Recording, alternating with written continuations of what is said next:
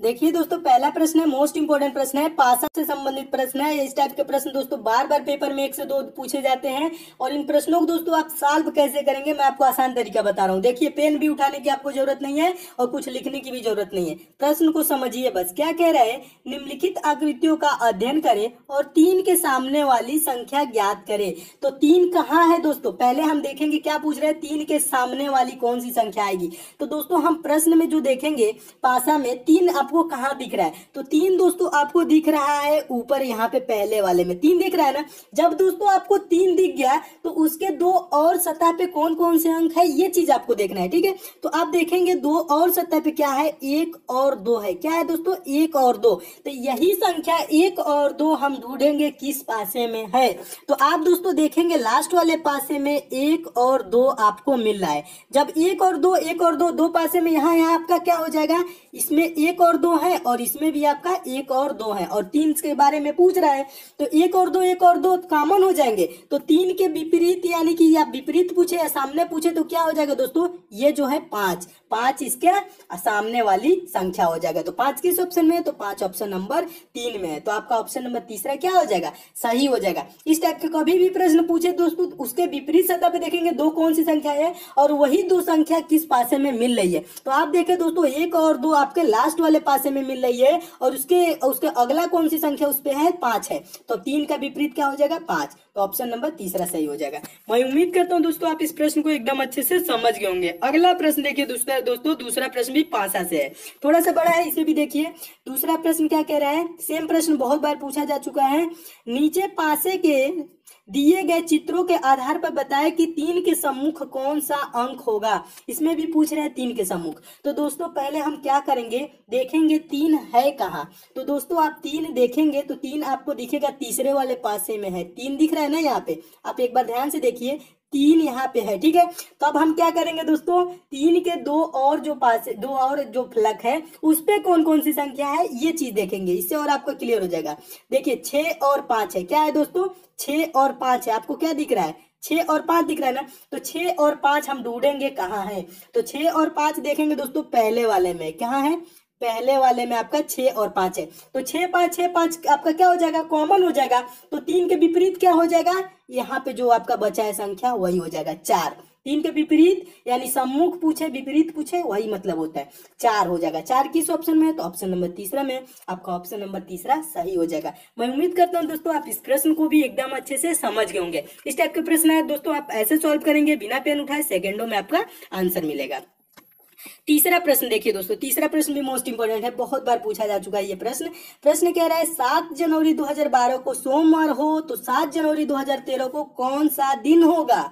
देखिए दोस्तों कभी भी प्रश्न आए जनवरी से पूछे, कब पूछ रहा है, 2012। तो पहले हम देखेंगे 2012 लीप ईयर है या आपका साधारण वर्ष है। तो दोस्तों ये लीप ईयर है। लीप ईयर वर्ष कौन होते हैं, जिसमें 4 से पूरा भाग चला जाता है। तो 2012 में हम 4 से भाग करेंगे तो 4 5 20 जीरो हो जाएगा, उसके बाद से 4 3 12 ये हो जा रहा है। और 2013 को अगर जो हम करें तो 4 5 20 जीरो, उसके बाद से 4 3 12 होगा, 13 नहीं कटेगा। तो 2013 आपका लीप ईयर नहीं है, 2012 क्या है, लीप ईयर है। 2012 क्या है, लीप ईयर है। तो लीप ईयर में क्या होता है दोस्तों, फरवरी माह जो होता है कितने दिन का होता है, 29 दिन का होता है। तो इसलिए दोस्तों 7 जनवरी 2012 को सोमवार है, तो 7 जनवरी 2013 को जानते हैं क्या हो जाएगा, मंगलवार नहीं होगा, बुधवार हो जाएगा। क्या हो जाएगा दोस्तों, बुधवार हो जाएगा, बुधवार। ठीक है, बुधवार। एक दिन हम क्या करते हैं, बढ़ा के एक दिन छोड़ देंगे बीच में, मंगलवार छोड़ देंगे, बुधवार हो जाएगा। ठीक है, अगर जो पूछ ले, अब आगे मैं आपको समझा रहा हूं, 7 जनवरी 2013 को बुधवार है तो 7 जनवरी 2014 को कौन सा दिन होगा, तो 2014 को कौन सा दिन होगा, बृहस्पतिवार हो जाएगा। डायरेक्ट एक दिन बढ़ा देंगे, बृहस्पतिवार। अगर जो दोस्तों ये लीप ईयर है तो लीप ईयर में क्या होता है, फरवरी माह 29 दिन का होता है, इसलिए हम क्या करेंगे 2 दिन बढ़ा देंगे, यानी कि बीच में एक दिन का गैप रख लेंगे। सोमवार है तो मंगलवार छोड़ के बुधवार हो जाएगा। बुधवार किस ऑप्शन में है, तो ऑप्शन नंबर दूसरा में। तो आपका ऑप्शन नंबर दूसरा क्या हो जाएगा दोस्तों, सही हो जाएगा। ये प्रश्न बहुत बार पूछा जा चुका है। ठीक है, तो इस प्रश्न का आंसर क्या हो जाएगा, बुधवार। ऐसे प्रश्न है तो आप ऐसे सॉल्व करेंगे। मैं उम्मीद करता हूँ इस प्रश्न को भी आप एकदम अच्छे से समझ गए होंगे। चौथा प्रश्न देखिए दोस्तों, चौथा प्रश्न मोस्ट इंपॉर्टेंट है, घड़ी से संबंधित प्रश्न है, ये भी बहुत बार पूछा जा चुका है, रेलवे ग्रुप डी में तो कई बार पूछा जा चुका है। प्रश्न कह रहा है एक घड़ी में 4:30 हो रहे हैं, इसे दर्पण में देखा जाता है तो यह क्या समय दर्शाएगी। दोस्तों घड़ी का प्रश्न कभी भी आए तो आप घड़ी उसके लिए नहीं बनाएंगे, ठीक है, घड़ी बिल्कुल नहीं बनाएंगे। आप ऐसे प्रश्न का आंसर कैसे देंगे, तो मैं आपको बताऊं दोस्तों, आपको कभी भी घड़ी में आपका पूछे घड़ी में देखने पे उसका समय क्या दर्शाएगी, दर्पण में देखने पे, तो दर्पण में देखने पे क्या मतलब होता है, शीशा में देखेंगे तो उल्टा दर्शाता है, उल्टा कभी भी पूछे दर्पण से संबंधित तो आप उसको 12 बजे में से घटा लेंगे। तो दोस्तों 12 बजे में से 4:30 घटा लेंगे तो कितना हो जाएगा दोस्तों, अगर जो 12 बजे में से कैसे घटाएंगे तो ये भी आपको नहीं घटाना आता है तो मैं बता रहा हूँ, 11 बज के क्या करेंगे दोस्तों, 11:60। 11:60 क्या होता है, मिनट में इसलिए कर लिए ताकि आपको घटाने में आसानी होगी। 11:60 का मतलब होता है 12 बजे, ठीक है, 12 बजे होता है ना, तो अब इसमें हम क्या करेंगे 4:30 घटा लेंगे। तो यानी जब दोस्तों 0 से 0 घट जाएगा, 6 में से 3 जाए 3 हो जाएगा, और क्या हो जाएगा 11 में से 4 घटाएंगे तो क्या हो जाएगा 7, ठीक है, तो 7 बज के क्या हो जाएगा दोस्तों 30। 7:30 किस ऑप्शन में है, तो ऑप्शन नंबर क्या है, तीसरे में, तो आपका ऑप्शन नंबर तीसरा सही हो जाएगा। आप चाहें तो दोस्तों ओरल भी कर सकते थे, कैसे, आप दोस्तों 4:30 हो रहा है तो 4:30 में कितना जोड़े कि 12 हो जाए, आधा घंटा जोड़ेंगे तो 5 हो जाएगा, 7 जोड़ेंगे तो 12, यानी कि साढ़े क्या हो जाएगा 5 हो जाएगा, 7 5 12 होता है तो 7:30 हो जाएगा। 7:30 किस ऑप्शन में, तो ऑप्शन नंबर तीसरा में, तो आपका ऑप्शन नंबर तीसरा सही हो जाएगा। मैं उम्मीद करता हूँ दोस्तों आप इस प्रश्न को भी एकदम अच्छे से समझ गए होंगे। अगला प्रश्न दोस्तों देखिए, पांचवा प्रश्न, लुप्त अंक ज्ञात करना है, ठीक है, क्या करें, लुप्त संख्या ज्ञात कीजिए, बहुत बार ये भी पूछा जा चुका है। इस प्रश्न को कैसे सॉल्व करेंगे दोस्तों, लुप्त अंक देखेंगे कहाँ है, तो लास्ट वाले में यहाँ पे प्रश्नवाचक चिन्ह है, यहीं पे आपको बताना है। तो दोस्तों कभी भी संख्याएं अगर जो नीचे बड़ी हो रही है, यहाँ पे बड़ी है, यहाँ पे बड़ी है, और यहाँ पे आपका पूछ रहा है, ठीक है, जब नीचे दोस्तों बड़ी है तो हमें क्या किया जाता है दोस्तों, इन्हीं दोनों संख्याओं को कुछ करके ये किया है बड़ी, ठीक है, यानी कि 3 और 5 को मिला के 34 कैसे आया है। तो दोस्तों इस प्रश्न को सॉल्व करने के पहले हम पहले गुणा करेंगे, तो 6 में अगर जो हम 4 से गुणा करेंगे तो 24 होगा, ज्यादा नहीं हो रहा है। तो अब हम क्या करेंगे दोस्तों, स्क्वायर करेंगे, 6 का अगर जो हम स्क्वायर करेंगे तो क्या हो जाएगा दोस्तों 36 हो जाएगा, और 4 का स्क्वायर करेंगे तो क्या हो जाएगा दोस्तों 16 हो जाएगा, क्या हो जाएगा 16, और 36 और 16 हम जोड़ेंगे दोस्तों, 36 16 जोड़ेंगे तो क्या हो जाएगा 6 6 12 का 2 हासिल 1 हो जाएगा, 3 1 4 1 5 52 हो जा रहा है, क्या हो जा रहा है, स्क्वायर करके दोस्तों ये जोड़ दिया है। फिर हम 3 का दोस्तों स्क्वायर करेंगे तो क्या हो जाएगा, 3 का स्क्वायर 9, 5 का स्क्वायर क्या होता है दोस्तों 25, और 25 और 9 जोड़ेंगे तो क्या हो जाएगा दोस्तों 34 हो जाएगा, क्या हो जाएगा 34 हो जाएगा ना। तो अब आगे भी यही प्रक्रिया करेंगे, 8 का दोस्तों स्क्वायर करेंगे तो क्या हो जाएगा दोस्तों 8 ही टाइम 64 हो जाएगा, और यहाँ क्या दिया हुआ 68 दिया है, और क्या हम जोड़ेंगे 68 हो जाए 64 में, तो हम 4 जोड़ेंगे, क्या जोड़ेंगे 4, तो 4 दोस्तों किसका स्क्वायर है 2 का, तो यहाँ पे क्या भरा जाएगा 2 भरा जाएगा, 2 किस ऑप्शन में, तो ऑप्शन नंबर चौथे में, आपका ऑप्शन नंबर चौथा सही हो जाएगा। आप चाहें तो 68 में से 64 घटाएंगे 4 आएगा, और 4 देखेंगे किसका स्क्वायर है 2 का, तो 2 आपका ऑप्शन नंबर किसमें है चौथा में, तो आपका ऑप्शन नंबर चौथा सही हो गया। मैं उम्मीद करता हूँ दोस्तों आप इस प्रश्न को भी एकदम अच्छे से समझ गए होंगे। नेक्स्ट क्वेश्चन देखिए दोस्तों, छठवां प्रश्न है, मोस्ट इंपॉर्टेंट प्रश्न है, ये भी बहुत बार पूछा जा चुका है, बहुत आसान प्रश्न होता है, इसको समझना। देखिए कैसे समझना है, प्रश्न कह रहा है किसी भाषा में रबड़ को बक्सा, बक्सा को पेंसिल, पेंसिल को शार्पनर और शार्पनर को बैग कहा जा रहे, तो एक बच्चा किस चीज द्वारा लिखेगा, तो बच्चा किससे लिखेगा दोस्तों पेंसिल से लिखेगा। आप ये नहीं कहेंगे पेन से लिखेगा, क्यों नहीं कहेंगे, क्योंकि पेन का इसमें कोई कहा ही नहीं है पेन के बारे में, तो जानकारी पेन के बारे में नहीं दिया है, तो आप ये चीज नहीं सोचेंगे।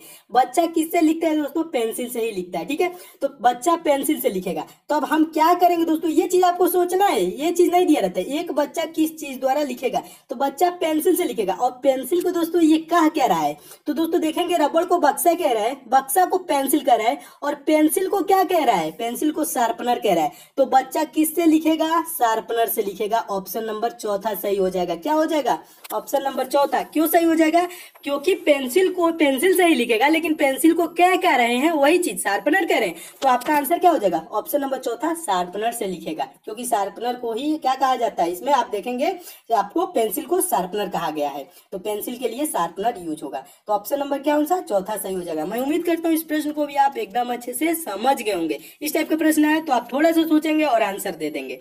सातवां प्रश्न देखिए दोस्तों, सातवां प्रश्न भी मोस्ट इंपॉर्टेंट है। इसको क्या करना है दोस्तों, क्रमबद्ध करना है, अनुक्रम सही करना है। क्या कह रहा है, सर्वाधिक अनुकूल तथा अर्थपूर्ण अनुक्रम को सजाएं। तो कैसे सजाएंगे दोस्तों, इसको पहले दिया, इसमें चाबी है, दरवाजा है, ताला है, कमरा है, स्विच ऑन है। तो दोस्तों इस टाइप के कभी भी प्रश्न आए तो आप क्या करेंगे, पहले छोटे से स्टार्ट करेंगे और बड़े तक हम जाएंगे, ठीक है। तो पहले स्थान पे कौन आ जाएगा दोस्तों, पहले स्थान पे आ जाएगा आपका चाबी आ जाएगा पहले पे, ठीक है। उसके बाद क्या आ जाएगा दोस्तों, दूसरे पे क्या आ जाएगा, सेकंड पे ताला। चाबी लेंगे, ताला को खोलेंगे, ठीक है। जब ताला खोलेंगे तो ताला खोलेंगे तो उसके बाद क्या खोलेंगे दोस्तों, उसके बाद खोलेंगे हम दरवाजा। ताला खोल के दरवाजा खोलेंगे, दरवाजा खोल के क्या करेंगे दोस्तों, हम कमरा में एंट्री लेंगे। चौथे पे क्या आ जाएगा दोस्तों, आपका चौथे पे आ जाएगा कमरा। और पांचवे पे क्या होगा, कमरा में जाके स्विच ऑन करेंगे, पंखा का हो या बिजली का हो, ये चीज नहीं आपको दिया, ठीक है। उसके बाद क्या करेंगे, स्विच ऑन करेंगे, पांचवे पे ये आ जाएगा। तो इसका देखेंगे दोस्तों, आपका पहला ये रहा, तो पहला ये रहा। उसके बाद क्या आया दोस्तों, दूसरा पे आपका क्या है, ताला, यानी कि दूसरे पे ये तीसरा। पहला तीसरा कहाँ दिख रहा है, पहला तीसरा ऑप्शन नंबर ए में दिख रहा है। उसके बाद आपको दूसरा भी दिख रहा है, ठीक है। उसके बाद से आपका चौथा दिख रहा है, उसके बाद पांचवा दिख रहा है। तो ऑप्शन नंबर कौन सा सही हो जाएगा, ऑप्शन नंबर पहला सही हो जाएगा। इस प्रकार के प्रश्न आए तो आप ऐसे सोचेंगे और ऐसे सॉल्व कर लेंगे। मैं उम्मीद करता हूँ दोस्तों आप इस प्रश्न को भी एकदम अच्छे से समझ गए होंगे।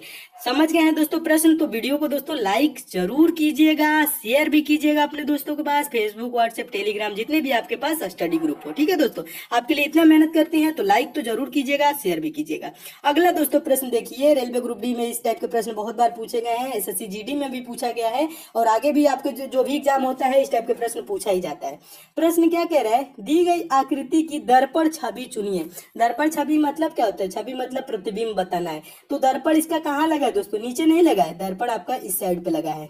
जब कभी भी दोस्तों ऐसे दर्पण लगा रहे तो इमेज कैसा बनता है, आपको दर्पण से मिरर इमेज से संबंधित सारे प्रश्न भी बताए थे, तो उसमें आपको बताया हूं दोस्तों, जस्ट इसका उल्टा हो जाता है, ठीक है। तो ये दोस्तों जो ब्लैक वाला हिस्सा है ना, ये कहाँ आ जाएगा दोस्तों, यानी कि दोस्तों ऐसे लकीर है तो ब्लैक वाला आपका हिस्सा दोस्तों यहाँ आ जाएगा, ठीक है। और जो सादा वाला दोस्तों ये वाला हिस्सा है ना, ये कहाँ हो जाएगा, ऐसे हो जाएगा। तो आप देखेंगे दोस्तों किसमें ब्लैक वाला हिस्सा इस साइड में, तो आप देख रहे हैं दोस्तों ऑप्शन नंबर दूसरा जो है, इसी में क्या है, ब्लैक वाला हिस्सा इधर है और सादा वाला हिस्सा इधर है। जब इतना मिल गया तो आपका ऑप्शन नंबर दूसरा यहीं पे सही हो गया। अगर जो और इसमें नहीं दिया होता तो हम क्या करते दोस्तों, प्रश्न थोड़ा सा दोस्तों ये हो गया है कि इसमें कलर ज्यादा हो गया है इस वजह से। और देखेंगे ये जो आपका दो लाइनिंग है, दो लाइनिंग इधर भी है और ये वाला जो हिस्सा दोस्तों इधर है, तो ये वाला हिस्सा इधर हो गया है। तो इसमें क्या हो जाएगा, ऑप्शन नंबर दूसरा सही हो जाएगा। तो इस प्रकार के प्रश्न है दोस्तों, तो बस आप क्या करेंगे, उल्टा कर लेंगे, आपका आंसर मिल जाएगा, ठीक है। तो ऐसे प्रश्न है तो ऐसे सॉल्व करेंगे। मैं उम्मीद करता हूँ दोस्तों आप इस प्रश्न को भी एकदम अच्छे से समझ गए होंगे। क्या करना है, जस्ट उल्टा कर देना है, आपका आंसर दिख जाएगा। नौवां प्रश्न देखिए दोस्तों, नौवां प्रश्न भी मोस्ट इंपोर्टेंट है, ये भी बहुत बार पूछा जा चुका है। प्रश्न को हम देखेंगे क्या कह रहा है, BDF के बाद लिखा है KMNO, उसके बाद TVX, उसके बाद प्रश्नवाचक चिन्ह क्या होगा, ठीक है। तो यहाँ पे अगर जो हम देखें दोस्तों, तो यहाँ पे B है, उसके बाद से C छोड़ के D है, D के बाद E छोड़ के F है, उसके बाद क्या छोड़ा है इसमें बीच में देखेंगे, F के बाद से GHIJ 4 छूटा है। उसके बाद क्या लिखा है, K के बाद से L छूटा है, M के बाद से N छूटा है, O, उसके बाद से कितने का गैप है, O के बाद से PQRS 4 का इधर भी गैप है। उसके बाद लिखा है T के बाद से U छोड़ के V के बाद W छोड़ के X। अब क्या करेंगे, कितने का गैप लेंगे, 4 का। X के बाद से क्या, Y Z A B 4 का गैप ले लेंगे। उसके बाद क्या हो जाएगा, C के बाद D छोड़ देंगे, E हो जाएगा, E के बाद से F छोड़ देंगे, G हो जाएगा। तो CEG किस ऑप्शन में है, तो ऑप्शन नंबर पहला में, तो आपका ऑप्शन नंबर पहला क्या हो जाएगा, सही हो जाएगा। तो ये कोडिंग डिकोडिंग से संबंधित रहता है दोस्तों, इसमें सीरीज से संबंधित भी इस प्रकार के कोडिंग डिकोडिंग से भी आते हैं, लेकिन ये आपका सीरीज रहा, इसमें अगला बताना था कि अगला पद क्या होगा, तो अगला पद आपका ऑप्शन नंबर ए हो जाएगा, ऑप्शन नंबर ए सही हो जाएगा। आप दोस्तों चाहते तो इतना करते, लेकिन आपको जब सी ऑप्शन में पहले दिख गया है यहाँ पे, तो पहले यहाँ पे क्या है, सी है ना, तो आप डायरेक्ट इसका सी टिक कर देते, तो आपका सी एक ही ऑप्शन में, तो आपका ऑप्शन नंबर पहला सही हो जाता। आगे आप मिलाते या ना मिलाते कोई बात नहीं, ठीक है। तो मैं उम्मीद करता हूँ इस प्रश्न को भी आप एकदम अच्छे से समझ गए होंगे। 10वां प्रश्न दोस्तों देख लीजिए, लास्ट प्रश्न है, यह भी प्रश्न बहुत बार पूछा जा चुका है। प्रश्न कह रहा है, यदि आप एक पंक्ति में एक छोर से 9वें व्यक्ति हैं और दूसरे छोर से 11वें, तो पंक्ति में कितने व्यक्ति हैं। दोस्तों इस प्रश्न को बताने से पहले मैं आपको बता दूं, लास्ट में आपको एक ऑनलाइन टेस्ट सीरीज के बारे में बताऊंगा और एक ई बुक के बारे में बताऊंगा। वो किसके लिए इंपॉर्टेंट है, ग्रुप डी के लिए। अगर जो आपका ग्रुप डी का एग्जाम नहीं हुआ है तो आप उसे जरूर देखिएगा।